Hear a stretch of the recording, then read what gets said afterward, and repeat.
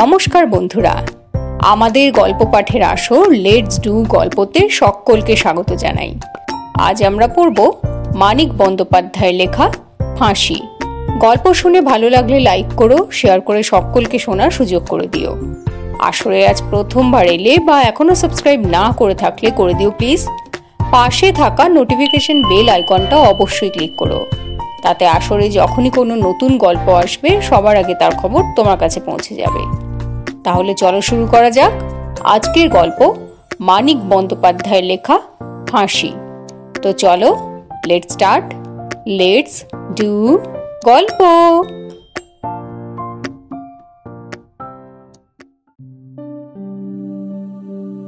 সন্দেহ নাই যে ব্যাপারটা বড়ই শোচনীয়। কে কল্পনা করিতে পারিত ৩২ বছর বয়স পর্যন্ত স্বাভাবিক শান্ত জীবন যাপন করিবার পর গণপতি শেষ পর্যন্ত এমন একটা ভয়ানক ব্যাপারে জড়াইয়া পড়িবে। শিক্ষিত সদ্বংশের ছেলে, কথায় ব্যবহারে ভদ্র ও নিরীহ, জীবনে ধরিতে গেলে একরকম সব দিক দিয়াই সুখী, সে কিনা একটা লজ্জাকর হত্যাকাণ্ডের আসামি হিসেবে ধরা পড়িল। লোকে একেবারে থ বনিয়া গেল। চরিত্রবান সংযত প্রকৃতির ভদ্রলোকের মুখোশ পরিয়া কিভাবেই সকলকে এতদিন খুনিতে ঠকাইয়া আসিয়াছিল। কি সাংঘাতিক মানুষ! জগতে এমন মানুষও থাকে? গণপতিকে পুলিশ ধরিবার পর ভীত, বিব্রত ও লজ্জায় দুঃখে আদমরা আত্মীয় স্বজনের চেয়ে পরিচিত ও অর্ধপরিচিত অনাত্মীয় মানুষগুলির উত্তেজনাই যেন মনে করিতে লাগিল প্রখরতর।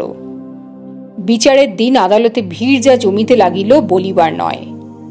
টিকিট কিনিয়া রঙ্গমঞ্চে মিথ্যা নাটকের অভিনয় দেখার চেয়ে আদালতে নারী ঘটিত খুনি মোকদ্দমার বিচার দেখা যে কত বেশি মুখরোচক সে শুধু তারাই জানে।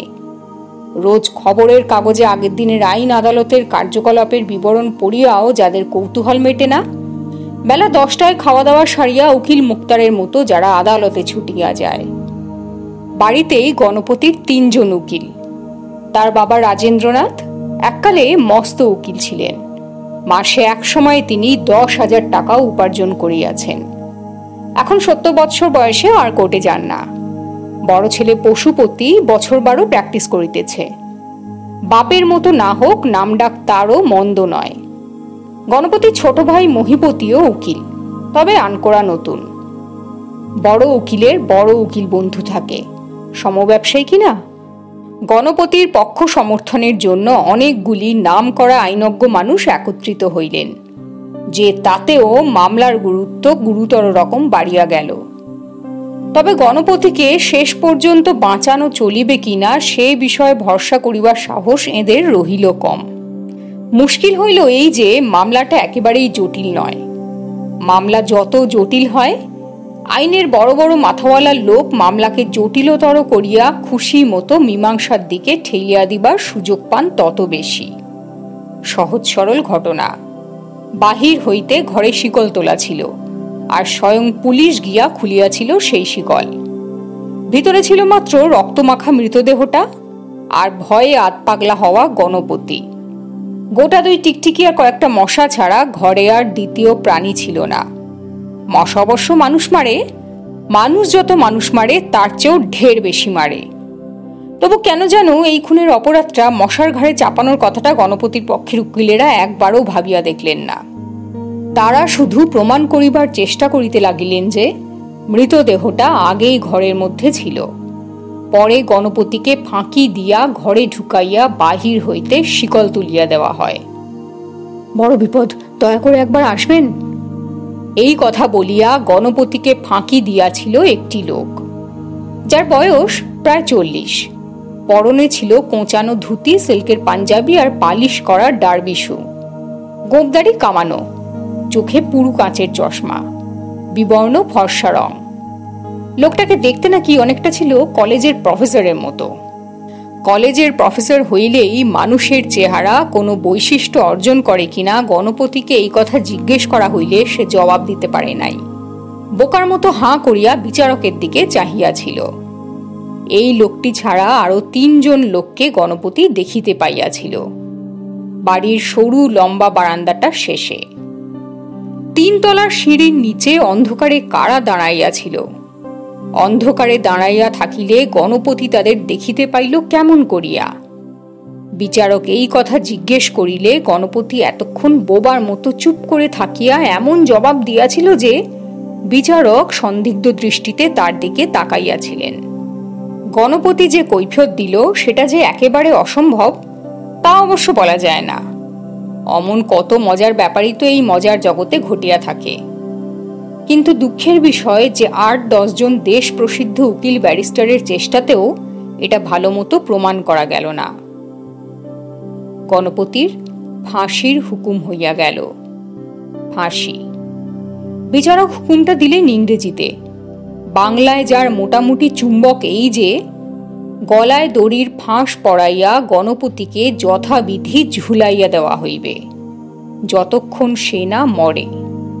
তবে হুকুমটা যদি গণপতির পছন্দ না হয় সে ইচ্ছা করিলে আপিল করিতে পারে। বুড়ো রাজেন্দ্রনাথের ক্ষীণদৃষ্টি চোখ দুটি কাঁদিতে কাঁদিতে প্রায় অন্ধ হইয়া গেল। গণপতির বোনেরা ও বৌদিরা যে কান্নার রোল তুলিল, সমস্ত পাড়ার আবহাওয়াটা যেন তাতে বিষণ্ণ হইয়া আসিল। গণপতির বউ রমার এত ঘন ঘন মূর্ছা হইতে লাগিল যে তার যে গাল দুটি লজ্জা না পাইলেও সারাক্ষণ গোলাপের মতো আরক্ত দেখাইত, একেবারে কাগজের মতো ফ্যাকাশে বিবর্ণ হইয়া রহিল। গণপতির বিধবা পিসি ঠাকুর ঘরে এত জোরে মাথা খুঁড়িলেন যে ফাটা কপালের রক্তে চোখের জল তাহার খানিকটা ধুইয়া গেল। যথাসময়ে করা হইল আপিল। অনেক চেষ্টা ও অর্থ ব্যয়ের দ্বারা গণপতির পক্ষে আরো কয়েকটি সাক্ষী এবং প্রমাণও সংগ্রহ করা হইল। তার ফলে সন্দেহের সুযোগে গণপতি মুক্তি পাইল। যে লোকটিকে খুন করার জন্য গণপতির ফাঁসির হুকুম হইয়াছিল তাহাকে কে বা কাহারা খুন করিয়াছে পুলিশ তাহারই খোঁজ করিতে লাগিল। বাড়ি ফিরিবার অধিকার জুটিল অপরাহ্নে। আকাশ ভরিয়া তখন ঘন মেঘ করিয়াছে। অপরাহ্নে খুব ঘটা করিয়া মেঘ করিলে মনে হয় বই কি যে এ আর কিছুই নয়, রাত্রিরই বাড়াবাড়ি। গণপতির কান্না আসিতেছিল। আনন্দে নয়, শ্রান্তিতে নয়, বিগলিত মানসিক ভাবপ্রবণতার জন্যও নয়, সম্পূর্ণ অকারণে, একটা চিন্তাহীন স্তব্ধ অন্যমনস্কতায়। বন্ধু বান্ধবের হাত এড়াইয়া সে পশুপতির সঙ্গে ব্যারিস্টার মিস্টার ডের মোটরে উঠিয়া বসিল। মোটরের কোণে গা এলাইয়া দিয়া পশুপতি ফোঁস করিয়া ফেলিল একটা নিঃশ্বাস। তারপর নিজেই মিস্টার ডের পকেটে হাত ঢুকাইয়া মোটা একটা সিগার সংগ্রহ করিয়া সাদা ধপধপে দাঁতে কামড়াইয়া ধরিল।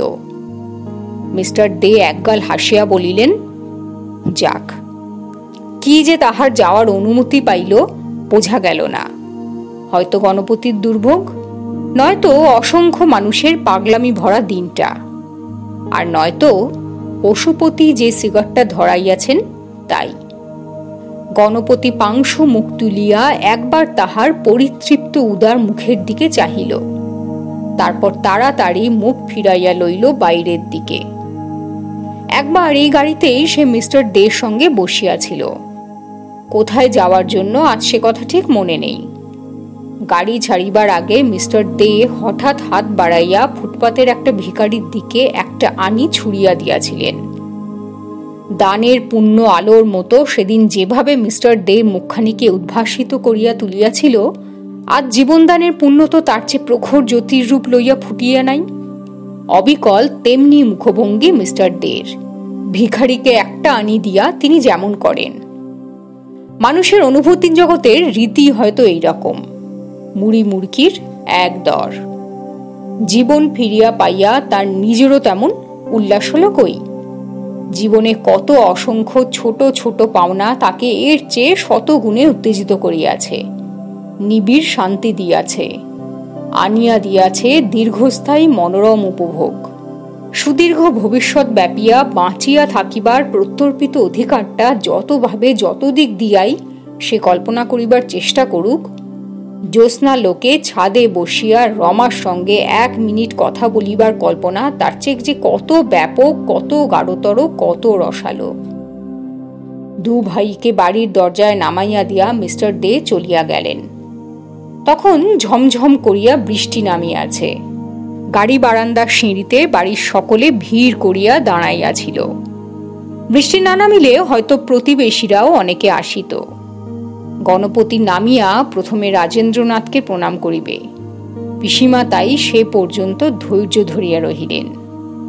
গণপতির প্রণাম শেষ হইতেই তাকে বুকে জড়াইয়া ধরিয়া হু হু করিয়া কাঁদিয়া উঠিলেন। এ কান্না অবশ্য অপ্রত্যাশিত নয়। সকলেই জানিত পিসিমা এমনি ভাবে কাঁদিবেন, তাই খানিকক্ষণ সকলেই চুপচাপ করিয়া দাঁড়াইয়া থাকিয়া তাহাকে কাঁদিতে দিল। গণপতির কেমন যেন একটা অস্বাভাবিক লজ্জা বোধ হইতেছিল। বাড়ি আসিবার জন্য মিস্টার দের গাড়িতে উঠিয়া কাঁদিবার যে জোরালো ইচ্ছে তার হইয়াছিল, হঠাৎ কখন তাহা লোপ পাইয়া গিয়াছে। নিজেকে লুকাইতে পারিলে এখন যেন সে বাঁচিয়া যায়।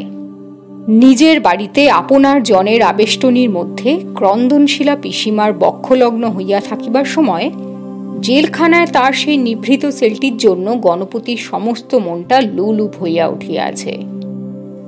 মনে হইতেছে আর কিছুক্ষণ এইভাবে কাটিলে তাহার মাথার মধ্যে কিছু একটা ছিঁড়িয়া যাইবে।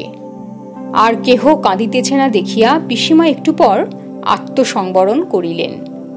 তখন পশুপতির স্ত্রী পরিমল বলিল, একে চেহারাই হয়েছে তোমার ঠাকুরপো।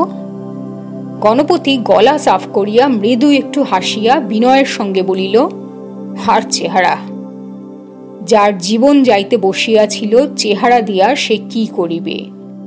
এই কথাটাই গণপতি এমনি ভাবে বলিতে চাহিয়াছিল, কিন্তু শোনাইল অন্য রকম। মনে হইল বৌদির স্নেহপূর্ণ উৎকণ্ঠার জবাবে সে যেন ভারী রূঢ় একটা ভদ্রতা করিয়াছে। গণপতিও হঠাৎ তাহা খেয়াল করিয়া মনে মনে অবাক হইয়া গেল। এমন শোনাইল কেন কথাটা? রোগ হইয়া যার জীবন যাইতে বসে সে ভালো হইয়া উঠিলে এমনি ভাবে যখন কেহ তাহার চেহারা সম্বন্ধে উৎকণ্ঠা জানায় তখন অবিকল এমনি ভাবেই তো জবাব দিতে হয়। চেহারা কেন খারাপ হইয়াছে উভয় পক্ষই যখন তাহা জানে, চেহারার সম্বন্ধে এই তো তখন বলা বলির রীতি। অথচ আজ এই কথোপকথন তার এতগুলি আপনার জনের কানে গিয়া আঘাত করিয়াছে। কারণটা গণপতি যেন বুঝিতে পারিল। রোগে যে রোগা হয় চেহারা খারাপ হওয়ার অধিকার তার আছে, সেটা তার দোষ না। কিন্তু খুনের দায়ে জেলে গিয়া রোগা হয়ে আসিবার অধিকার এ জগতে কারো তো নাই। সে তো পাপের ফল। অন্যায়ের প্রতিক্রিয়া তার দুর্বল দেহ ও পাংশু মুখ শুধু এই কথাটাই ঘোষণা করিতেছে। অতি লজ্জাকর একটা খুনের দায়ে সে পুলিশের হাতে ধরা পড়িয়াছিল। মাথাটা ঘুরিতেছিল। গণপতি একবার বিহ্বলের মতো সকলের মুখের দিকে চাহিয়া দেখিল। এতক্ষণে তাহার চোখ পড়িল রমার দিকে, আর সকলে তাহার চারিদিকে ভিড় করিয়া আসিয়া দাঁড়াইয়াছে। কিন্তু রমা কাছে আসে নাই। পাশে লাইব্রেরি ঘরে ঢুকিবার দরজাটার আড়ালে সে পাথরের মূর্তির মতো স্তব্ধ হইয়া আছে, অনেক দূরে, দীর্ঘ ব্যবধানে। চাহিয়া থাকিতে থাকিতে ব্যবধানটা যেন ক্রমেই বাড়তে লাগিল, তারপর লুপ্ত হইয়া গেল অন্ধকারে। বাড়ি ফিরিয়া পরিমলের সঙ্গে একটা কথা বলিয়াই গণপতি যে মূর্ছিত হইয়া পড়িয়া গেল, এতে কারো অবাক হওয়ার কারণ ছিল না। আহা, প্রায় 6 মাস ধরিয়া বেচারা কি কম সহ্য করিয়াছে? কারাগারের পাষাণ প্রাচীরের অন্তরালে নিজের জীবন লইয়া ভাগ্যের লটারি খেলার অনিশ্চিত ফলাফলের প্রতীক্ষায় একাকী দিন কাটানো তো শুধু নয়, বাহিরের অদৃশ্য জগতের কাছে ঘাড় মোচড়ানো অফুরন্ত কাল্পনিক লজ্জা ভোগ করাও তো শুধু নয়। গণপতি যে অনেকগুলি দিন ধরিয়া ফাঁসিরও দিন গুনিয়াছে। ফাঁসি ভাবিতে গেলেও নিরাপদ সহজ মানুষের দম আটকাইয়া আসে। মূর্ছিত হইয়া পড়িবে বই কি গণপতি? অনেক আগেই তার 2 বার মূর্ছা যাওয়ার উচিত ছিল। একবার যখন সে নিজের ফাঁসির হুকুম শোনে, আরেকবার যখন সে জানতে পারে যে এ জীবনের মতো ফাঁসিটা তার বাতিল হইয়াছে। আশ্চর্য রকম শক্ত মানুষ বলিয়াই না মূর্ছাটা সে এতক্ষণ ঠেকাইয়া রাখিয়াছিল। সহ্যশক্তি রমারও কম নয়। আজ কতকাল সে খুনি আসামির বউ হইয়া বাঁচিয়া আছে। অপাবৃদ্ধ পবিত্র মানুষের ঘরকন্যার মধ্যে পাড়ার একপাল ভদ্র মহিলার কৌতুক ও কৌতূহল মেশানো সহানুভূতির আকণ্ঠ আবর্তে কত দিন ধরিয়া সে অহরাত্রি যাপন করিয়াছে, স্বামীর আগামী ফাঁসির তারিখের বৈধব্যকে ক্রমাগত বরণ করিয়া করিয়া। আপেল যদি না করা হইত, আজ রাত্রির প্রভাত হইলে কারো সাধ্য ছিল না রমাকে বউ করিয়া রাখে। তবু এখনো লাইব্রেরি ঘরে ঢুকিবার দরজার আড়ালে পাষাণ প্রতিমার মতো তাহার দাঁড়াইয়া থাকিবার ভঙ্গি দেখিলে অবাক হইয়া যাইতে হয়। না আছে চোখে ভয়, না আছে দেহে শিহরণ। পাষাণ প্রতিমার মতোই তার কাঠিন্য যেন অকৃত্রিম। গণপতি যে মূর্ছিত হইয়া পড়িয়া গেল, তাতেও যেন তার কিছুই আসে যায় না। এক পা এগোনো তো দূরে থাক, এক পা পিছিয়ে সে লাইব্রেরি ঘরের ভেতরে আত্মগোপন করাটাই যেন ভালো মনে করিল। স্বামীর, সত্যবানের মতোই যে স্বামী তাহার, সে মৃত্যুর কবল থেকে ফিরিয়া আসিয়াছে। সেই স্বামীর মূর্ছা ভাঙিবার কি আয়োজন হইল? একবার তা চাহিয়া দেখিবার শখটাও অন্ততপক্ষে রমার গেল কোথায়? এ কৌতূহল যে মেয়ে মানুষ দমন করিতে পারে, ধরিত্রীর মতো তার সহ্য শক্তিও সত্যি অতুলনীয়, মৃত অসার। মাথায় জল দিতে দিতে অল্পক্ষণ পরেই গণপতির জ্ঞান ফিরিয়া আসিল। জামা কাপড় বদলাইয়া এক বাটি গরম দুধ খাইয়া সে সকলের সঙ্গে ভিতরের ঘরে গিয়া বসিল। পশুপতি একবার প্রস্তাব করিয়াছিল যে গণপতি নিজের ঘরে গিয়া বিছানার উপর শুইয়া বিশ্রাম করুক। গণপতি নিজেই তাহাতে রাজি হইল না। মূর্ছা ভাঙিবার পর নিজেকে লুকানোর ইচ্ছেটা কি কারণে তাহার যেন কমিয়া গিয়াছে। অনেক জল ঢালবার ফলে মাথাটা বোধহয় তাহার ঠান্ডা হইয়া আসিয়াছিল। সকলের সঙ্গে কথা বলিবার জন্য এতক্ষণে যেন সে একটু একটু আগ্রহী বোধ করছিল। অল্পে অল্পে এ কথা সে কথা হইতে কথাবার্তা অনেকটা সহজ হইয়া আসিয়াছিল। 6 মাসের মধ্যে আত্মীয় স্বজন অনেকের সঙ্গেই বহুবার গণপতির দেখা হইয়াছে। তবু সে এমনভাবে কথা বলিতে লাগিল যেন ওই সময়কার পারিবারিক ইতিহাসটা ঘুণাক্ষরেও জানিবার উপায় তাহার ছিল না। 3 মাস আগে জেলে বসিয়া পশুপতির কাছে বাড়ির যে ঘটনার কথা শুনিয়া সে আশ্চর্য হইয়াছিল, আজ পিসিমার মুখে সেই ঘটনার কথা শুনিয়া সে নবজাগ্রত বিস্ময় বোধ করিল। এমনকি যে ব্যাপার এখানে সে স্বয়ং প্রত্যক্ষ করিয়া জেলে গিয়াছিল, পরিমল তার বর্ণনা দিতে আরম্ভ করিল। আজই যেন প্রথম শুনিতেছে এমনি ভাবে শুনিয়া গেল। স্মৃতি, চিন্তা, অনুভূতি, কল্পনা প্রভৃতি গণপতির ভিতরে কম বেশি জড়াইয়া গিয়াছে সত্য। তবু জানা কথা ভুলিবার মতো অন্যমনস্কতাও তো ফাঁসির আসামির আসিবার কথা নয়। কিন্তু এই অভিনয়ে গণপতির ভালো লাগিতেছিল। এমনই উৎসুকভাবে সে এ কথা সে কথা জানিতে চাইল এবং তার জবাবে যে যাই বলুক গভীরভাবে মনোযোগের সঙ্গে তাই শুনিয়া গেল। ক্রমে ক্রমে তার নিজের ও অন্যান্য সকলেরই যেন বিশ্বাস জন্মিয়া যাইবে যে দীর্ঘকালের জন্য সে দূর দেশে বেড়াতে গিয়াছিল। এতদিন তার গৃহে অনুপস্থিত থাকিবার আসল কারণটা সকলে ভুলিয়া যাইবে। হয়তো তাই যাইতে লাগিল এবং সেই জন্য যখন আবার ওই আসল কারণটা মনে পড়িবার অনিবার্য কারণ ঘটিতে লাগিল, সকলেই যেন তখন হঠাৎ একটু একটু চমকাইয়া উঠিতে লাগিল। গণপতিকে পুলিশে ধরবার অল্প কিছুদিন আগে মহা সমারোহে তার ছোট বোন রেণুর বিবাহ হইয়াছিল। গণপতি একসময় রেণুর সম্বন্ধে প্রশ্ন করিতে সকলের এমন সচকিত ভাব দেখা গেল, এ ওর মুখের দিকে চাইল, কিন্তু বয়স্ক কেহ জবাব দিল না। শুধু পশুপতির 7 বছরের মেয়ে মায়া বলিল, পিচিমাকে চচুল বাড়িতে ওজ মালে কাকা। গণপতি অবাক হইয়া বলিল, মারে? মায়া বলিল, তুমি মানুষ মেলেছ কিনা তাই জন্যই তো। 3-4 জন একসঙ্গে ধমক দিতে মায়া সভয়ে চুপ করিয়া গেল। মনে হইল ধমকটা যেন গণপতিকেই দেওয়া হইয়াছে, কারণ মায়ার চেয়েও তার মুখখানা শুকাইয়া গেল বেশি। আবার কিছুক্ষণ এখন তাহার কারো মুখের দিকে চোখ তুলিয়া চাইবার ক্ষমতা হইবে না। পশুপতি গলা সাফ করিল, বলিল, ঠিক যে মারে তা নয়, তবে ওরা ব্যবহারটা ভালো করছে না। বড় বোন বেনু বলিল, বিয়ের পর সেই যে নিয়ে গেল মেয়েটাকে আর পাঠালো না, মোহিত দুবার আনতেও গেল। মহিপতি বলিল, আমার সঙ্গে একবারও দেখা করতে দেয়নি। বললে রাজেন্দ্রনাথ কাঁপা গলায় বলিলেন, আহা, থাক না ওসব কথা। বাড়িতে ঢুকতে না ঢুকতেও কেউ এসব শোনাবার দরকারটা কি? ও তো আর পালিয়ে যাবে না। খানিকক্ষণ সকলে চুপ করিয়া রহিল।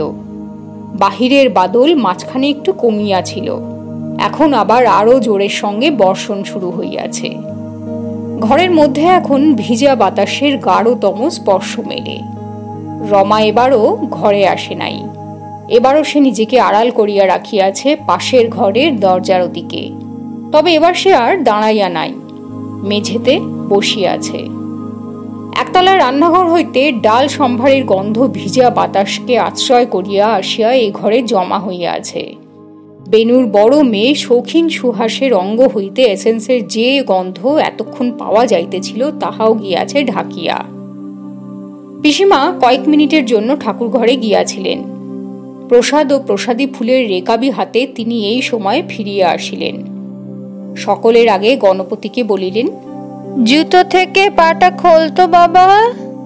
জুতার স্পর্শ ত্যাগ করিয়া গণপতি পবিত্র হইলে পিসিমা প্রসাদী ফুল লইয়া তাহার কপালে ঠেকাইলেন। তারপর হাতে দিলেন প্রসাদ এবং আজও আধা মমতা আধা ধমকে সুরে তাহার চিরন্তন অনুযোগটা শুনাইয়া দিলেন। ঠাকুর দেবতা কিছু তো মানবি নে, শুধু অনাচার করে বেড়াবি। এ ঘরে কেহ কিছু বলিল না, কিন্তু পাশের ঘরের দরজার ওদিক হইতে অস্ফুট কণ্ঠে শোনা গেল, মাগো। পিসিমা চমকাইয়া বলিলেন, কে গো ঘরে বৌমা? পরিমল জিজ্ঞাসা করিল, কি হলো রে রমা? রমার আর কোনো সাড়া শব্দ পাওয়া গেল না। পরিমলের কোলের ছেলেটি মেঝেতে হামা দিতে দিতে নাগালের মধ্যে আসিয়া পড়িয়াছিল। গণপতি হাত বাড়াইয়া তাকে কোলে তুলিয়া লইল। ওকে আদর করিবার ছলে মাথা হেট করিয়া থাকা সহজ। রাজেন্দ্রনাথ কাঁপা গলায় বলিলেন, দেখ তো সুহাস, মেজ বৌমার কি হলো? ফিটটিট হলো নাকি? পরিমল বলিল, তুই বস, আমি দেখছি। উঠিয়া গিয়া নিচু গলায় রমাকে কি যেন জিজ্ঞাসাবাদ করিয়া সে ফিরিয়া আসিয়া বলিল, না, কিছু হয়নি। কিছু না, একেবারেই কিছু হয় নাই। কি হইবে ওই পাথরের মতো শক্ত মেয়ে মানুষটার? এই যে এতকাল গণপতি জেলখানায় আটক ছিল, ফাঁসি এড়ানোর ভরসা কয়েকদিন আগেও তার ছিল না।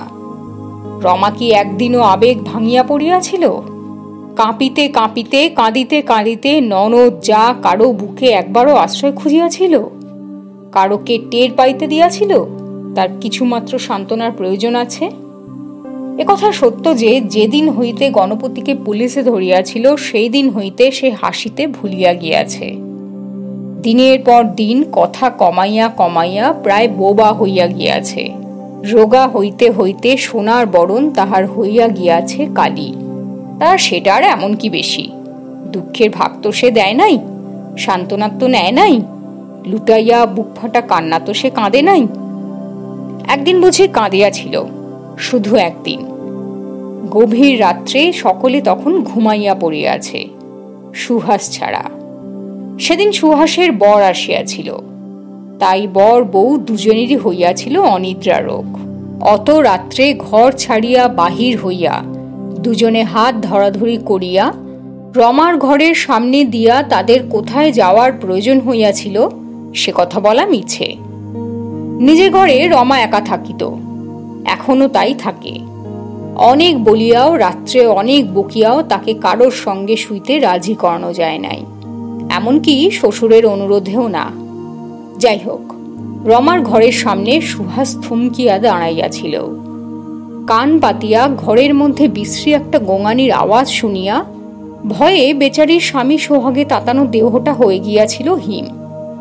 বরকে ঘরে পাঠাইয়া তারপর সে ডাকিয়া তুলিয়াছিল পরিমলকে। বলেছিল, বড়মামি, মেজমামি ঘরের মধ্যে গোঙাচ্ছে, শিগগিরই এসো। গোঙাচ্ছে? ডাক ডাক, তোর মামাকে ডেকে তোল সুহাস। কি হবে মাগো? পশুপতিকে পিছনে করিয়া পা টিপিয়া টিপিয়া গিয়ে পরিমল খানিকক্ষণ রুদ্ধ দরজায় কান পাতিয়া রমার গোঙানি শুনিয়াছিল। তারপর জোরে জোরে দরজা ঠেলিয়া ডাকিয়াছিল। প্রথম ডাকেই গোঙানি থামিয়া গিয়াছিল, কিন্তু তারপরে অনেক ডাকাডাকিতেও রমা প্রথমে সাড়া দেয় নাই। শেষে ধরা গলায় বলিয়াছিল, কে? আমি, দরজা খোল মেজবউ, শিগগিরি। কেন দিদি? পরিমল অবশ্য সেই কৈফিয়ত দেয় নাই, আরো জোরে ধমক দিয়া আবার দরজায় খুলিতে বলিয়াছিল। রমারও আর দরজা না খুলিয়া উপায় থাকে না। কি হয়েছে দিদি? তুই গোঙাচ্ছিলি কেন রে মেজবউ? রমা বিস্ময়ের ভান করিয়া বলিয়াছিল, গোঙাচ্ছিলাম। কে বললে? বারান্দার আলোয় রমার মুখে চোখের জলের দাগগুলি স্পষ্টই দেখা যাইতেছিল। একটু থামিয়া ঢোক গিলিয়া পরিমল বলিয়াছিল, আমি নিজে শুনেছি। তুই তবে কাঁদছিলি? না, কাঁদিনি তো। কে বললে কাঁদছিলাম? বলিয়া পশুপতির দিকে নজর পড়ায় রমা লম্বা ঘুমটা টানিয়া দিয়াছিল। তখন পরিমল বলিয়াছিল, আমি আজ তোর ঘরে শোব রমা। রমা বলিয়াছিল, কেন? কি অফুরন্ত কৈফিয়তি মেয়েটা দাবি করতে জানে। পরিমল ইতস্তত করিয়া বলিয়াছিল, ভয়টায় যদি পাস। রমা বলিয়াছিল, ভয় পাবো কেন? আমার অত ভয় নেই। বড্ড ঘুম পাচ্ছে দিদি। বলিয়া সকলের মুখের উপর দরজা বন্ধ করিয়া দিয়াছিল। কি রূঢ় ব্যবহার! মনে করলে আজও পরিমলের গা জ্বালা করে। যাই হোক, তারপর হইতে রাত্রে বাহিরে গেলে বাড়ির অনেকেই চুপি চুপি রমার দরজায় কান পাতিয়া ভেতরের শব্দ শুনিবার চেষ্টা করিয়াছে, কিন্তু আর কোনো দিন কিছুই শোনা যায় নাই। শোনা যাইবে কি? রমা কি সহজ মেয়ে? হোক না স্বামীর ফাঁসি, সে দিব্যি মস্ত একটা ঘরে সারা রাত একা নাক ডাকাইয়া ঘুমাইতে পারে। আজ হঠাৎ অস্ফুট স্বরে একবার মা গো বলিয়া ফেলিয়াছে বলিয়াই ওর যে কিছু হইয়াছে এ কথা মনে করিবার কোনো প্রয়োজন নাই। মিস্টার দের কড়া সিগার টানিয়া পশুপতি বোধহয় গলাটা একটু খুসখুস করিতেছিল। সে আর একবার গলা সাফ করিয়া বলিল, বেনুর জন্য তুমি কিছু ভেবো না কনু। ওকে আসতে দেয়নি বটে, কিন্তু ওকে ওরা কষ্ট দেয় না। বিবাহের পর প্রথম শ্বশুরবাড়ি গিয়া আর আসিতে না দিলে 16 বছরের মেয়েকে কষ্ট দেওয়া হয় কিনা গণপতি ধারণা করিয়া উঠিতে পারিল না। কিন্তু বোনটার জন্য তার নিজের বড় কষ্ট হইতে লাগিল। মৃদু স্বরে সে বলিল, ওকে একটা তার করে দিলে হতো না? পশুপতি বলিল, তোমার কথা থাকবে, কাজ নেই। কি হবে আর ওতে? মাঝখান থেকে বাড়ির লোকেই হয়তো অসন্তুষ্ট হবে। কাল তো খবরের কাগজে সবই জানতে পারবে। খবরের কাগজ? তা ঠিক, খবরের কাগজে কাল সব খবরই বাহির হইবে বটে, কিন্তু রেণু কি খবরের কাগজ পড়িতে পায়? ভাই খুনের দায়ে ধরা পড়িয়াছে বলিয়া অতটুকু মেয়েকে যারা আটক করিয়া রাখিতে পারে, এতখানি উদার কি তাদের হওয়া সম্ভব? গণপতি পরিমলের ছেলেকে মেঝেতে নামাইয়া দিয়া বলিল, তবু আপিলের ফলটা আগে থেকে জানতে পারলে। রাজেন্দ্র বলিলেন, তাই বরং দাও বসু, রেণুর শ্বশুরকে একটা তার করে দাও। লিখে দিও, প্লিজ ইনফর্ম রেণু, নয়তো সে বেটা হয়তো মেয়েটাকে কিছুই জানাবে না। তার লিখিতে পশুপতি অফিস ঘরে গেল। মানুষের মধ্যে খোঁজ করিলে সবসময় মানুষকে খুঁজিয়া পাওয়া যায়। পাশবিকতা দিয়া হোক, দেবত্ব দিয়া হোক, সে নিজেকে সম্পূর্ণ ঢাকিয়ে রাখিতে পারে না। 32 বছর যে পরিবারে গণপতি সহজ স্বাভাবিক জীবনযাপন করিয়াছে, আজ সেইখানে একটা বিভৎস অসাধারত্ব অর্জন করিয়া ফিরিয়া আসিয়া সে বিশেষভাবে অনুসন্ধিৎসু হইয়া উঠিবে এবং এতগুলি মানুষের মধ্যে ক্রমাগত মানুষকে খুঁজিয়া পাইতে থাকিবে, তাতে আশ্চর্যের কিছু নাই। পলকে পলকে সে টের পাইতে লাগিল, এরা ভুলিতে পারিতেছে না। বিচার নয়, বিশ্লেষণ নয়, বিরাগ অথবা ক্ষুধাও নয়, শুধুই স্মরণ করিয়া রাখা। স্মরণ করিয়া রাখা যে তাদের এই গণপতির অকথ্য কলঙ্ক রটিয়াছে। দেশের ও দশের কাছে সে পরিবারের মাথা হেঁট করিয়া দিয়াছে। আইনের আদালতে ভালো রকম প্রমাণ না হোক, মানুষের আদালতে তার পাশবিকতা প্রমাণিত হইয়া গিয়াছে।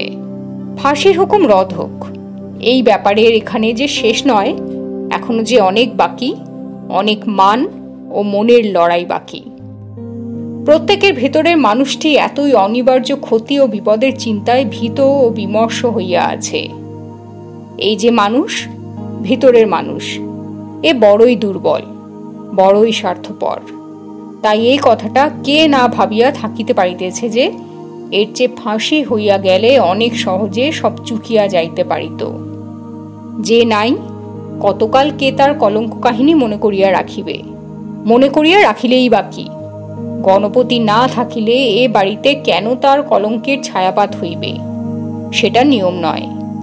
লোকে শুধু এই পর্যন্ত ভাবিতে পারিত যে এ বাড়িতে একটা বদলোক থাকিত, যে একটা স্ত্রীলোক ঘটিত অপরাধে জড়িত হইয়া একটা মানুষ খুন করিয়া ফেলিয়াছিল। কিন্তু সেই লোকটা এখন আর নেই। এ বাড়ির আবহাওয়া এখন আবার পবিত্র, এ বাড়ির মানুষগুলো ভালো। কিন্তু আর তা হইবার না। দুষ্ট মানুষ ঘরে আসিয়াছে, তার দোষে ঘরের আবহাওয়া দূষিত হইয়াছে। দূষিত আবহাওয়া মানবগুলিকে করিয়াছে মন্দ, অন্তত লোকে তাই ভাবিবে। এত স্পষ্টভাবে না হোক, মোটামুটি এই চিন্তাগুলি গণপতির অনুসন্ধান তার মনে আনিয়া দিতে লাগিল। ভাবিতে ভাবিতে সহসা রমার জন্য তার মনে দেখা দিল গভীর মমতা। জেলে বসিয়া রমার কথা ভাবিয়া তার খুব কষ্ট হইত, কিন্তু সে ছিল শুধু তার দুর্ভাগ্যের কথা ভাবিয়া। রমা যে যাতনা ভোগ করিতেছে এই তার ভাবার কষ্ট। কিন্তু হঠাৎ সে বুঝিতে পারিল, স্বামীর জন্য শুধু ভাবিয়াই রমা রেহাই পায় নাই। নিজের অন্ধকার ভবিষ্যৎটার পীড়ন সহিয়াই তাই মহাশক্তির পরীক্ষা শেষ হয় নাই। আরো অনেক কিছু জুটিয়াছে। বাহিরের জগৎ নরঘাতকের স্ত্রীকে যা দেয়, সে সব যে কি এবং সেসব সহ্য করিতে একটি নিরুপায় ভীরু বধূর কতখানি যে কষ্ট হইতে পারে ধারণা করিবার মতো কল্পনা শক্তি গণপতির ছিল না। যেটুকু সে অনুমান করিতে পারিল তাতেই বুকের ভেতরটা তাহার তোলপাড় করিতে লাগিল। নিজেকে সে বুঝাইবার চেষ্টা করিতে লাগিল যে যাক, রমার একটা প্রকাণ্ড দুর্ভাবনা তো দূর হইয়াছে। স্বামীকে ফিরিয়া পাইয়া আজ তো মনে তার আনন্দের বাণ ডাকিয়াছে। এতদিন সে যদি অকথ্য দুঃখ পাইয়াই থাকে, আজ তার আর সে কথা ভাবিয়া লাভ কি? প্রতিকারের উপায়ও তো তার হাতে ছিল না যে রমার দুঃখ কমানোর চেষ্টা না করার জন্য আজ আফসোস করিলে চলিবে। জেলে বসিয়া রমার দুঃখটা সে ঠিকমতো পরিমাপ করিতে পারে নাই। অন্যায় যদি কিছু হইয়া থাকে তা শুধু এই, তাই এ অন্যায়ের জন্য রমার আর কি আসিয়া গিয়াছে সে বুঝিলেই তো রমার দুঃখ কমিত না। রাত্রে 2টার সময় বৃষ্টি বন্ধ হইল। পাড়ার 2জন ভদ্রলোক এবং পাড়ার বাহিরের 2-4 জন বন্ধু বান্ধব দেখা করিতে আসিলেন। পশুপতির ইচ্ছা ছিল গণপতি আজ কারো সঙ্গে দেখা না করে। সে সকলকে বলিয়া দেয় গণপতির শরীর খুব খারাপ, সে শুইয়া পড়িয়াছে। কিন্তু গণপতি এ কথা কানে তুলিল না। নিচে গিয়া সকলের সঙ্গে বসিয়া দেখা ও আলাপ করিল। রমার কথা নূতনভাবে ভাবিতে আরম্ভ করিবার পর গণপতি নিজের মধ্যে একটা নতুন তেজের আবির্ভাব অনুভব করিতেছিল। সে বুঝিতে পারিয়াছিল যাই ঘটিয়া থাক, ভীরু ও দুর্বলের মতো হাল ছাড়িয়া দিলে চলিবে না। নিজের জোরে আবার তাকে নিজের পারিবারিক ও সামাজিক জীবনকে গড়িয়া তুলিতে হইবে। ভূমিকম্পে বাড়ি অল্প বিস্তর জখম হইয়াছে বলিয়া মাঠে বাস করিলে তো তার চলিবে না। বাড়িটাকে আবার মেরামত করিয়া লইতে হইবে। লজ্জায় সে যদি এখন মুখ লুকায়, তার লজ্জার কারণটা লোকে আরো বেশি সত্য বলিয়া মনে করিতে আরম্ভ করিবে, আরো বড় বলিয়া ভাবিতে থাকিবে। যারা আসিয়াছিলেন গণপতির মুক্তিতে আনন্দ জানানোর ছলে কৌতূহল মিটাইতেই তাদের আগমন। গণপতির সঙ্গে কথা বলিয়া সকলে একটু অবাক হইয়াই বাড়ি গেলেন। মানুষটা ভাঙিয়া চুরিয়া গিয়াছে সন্দেহ নাই, কিন্তু খুব যে নিচে নামিয়াছে কারো তা মনে হইল না। সে নিজেই একরকম চেষ্টা করিয়া প্রথম আলাপের আড়ষ্টতা কাটাইয়া আনিল।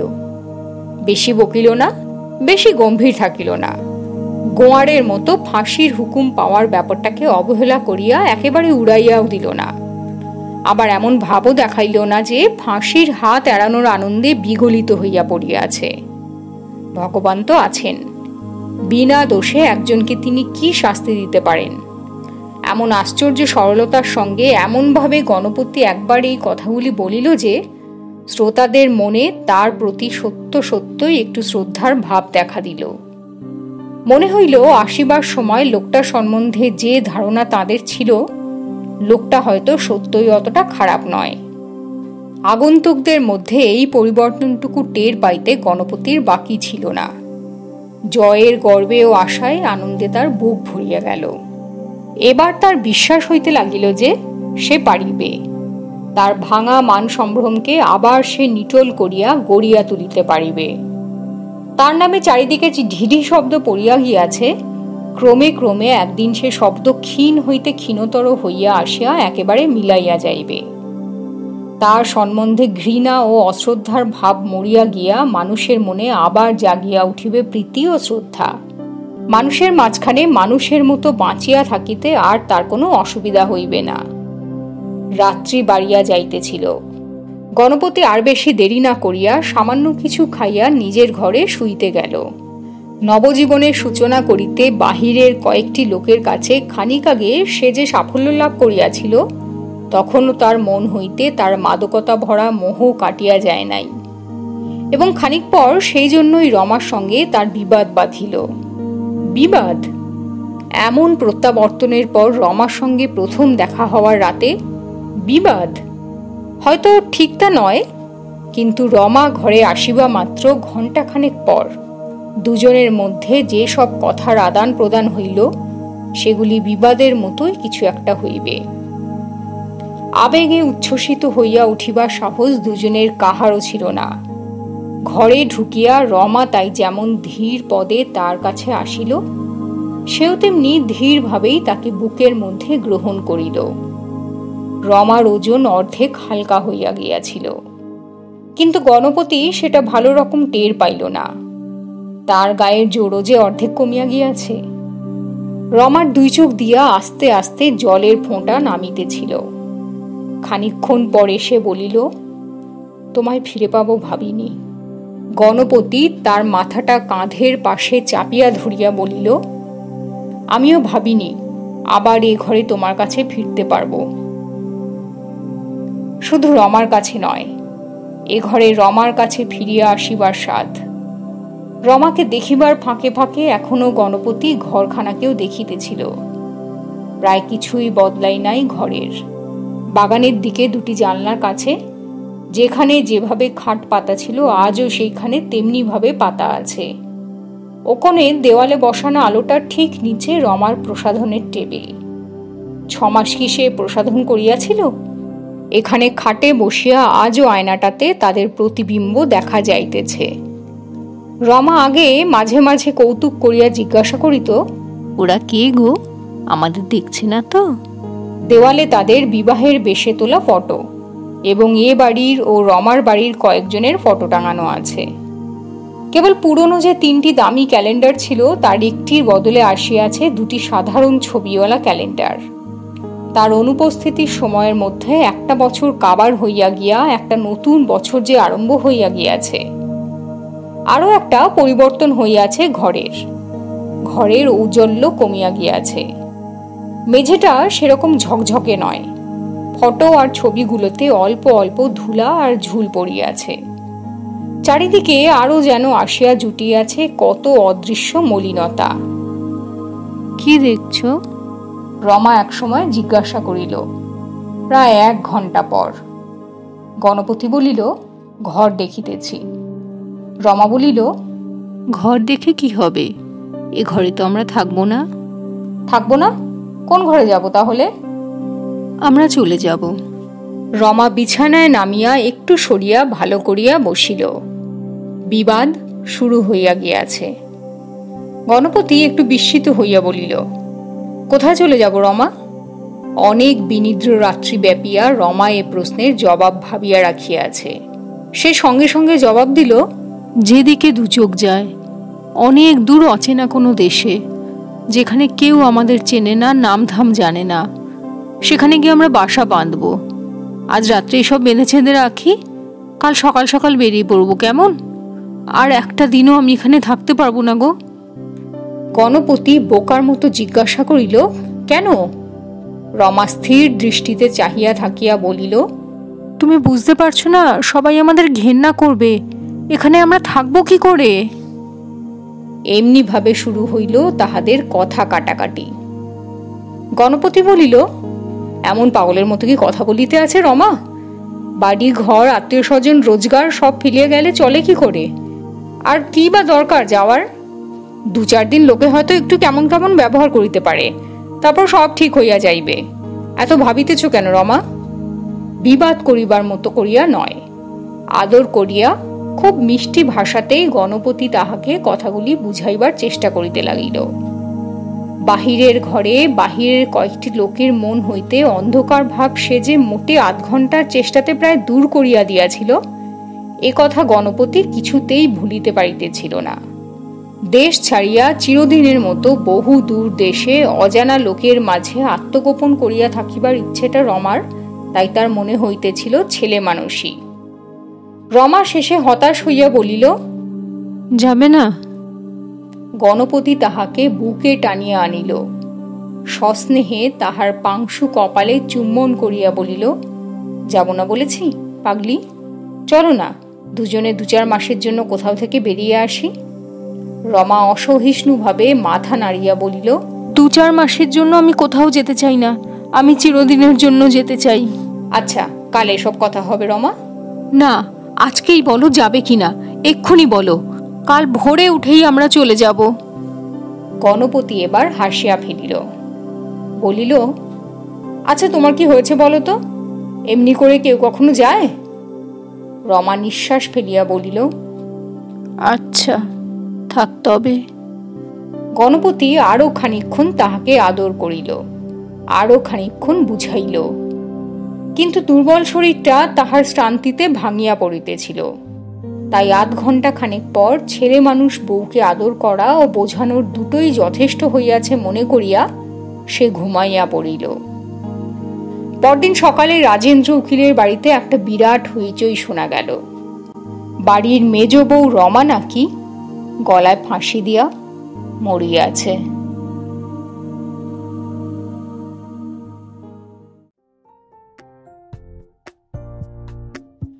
শেষ হলো মানিক বন্দ্যোপাধ্যায়ের লেখা ফাঁসি। কেমন লাগলো কমেন্ট করে জানিও।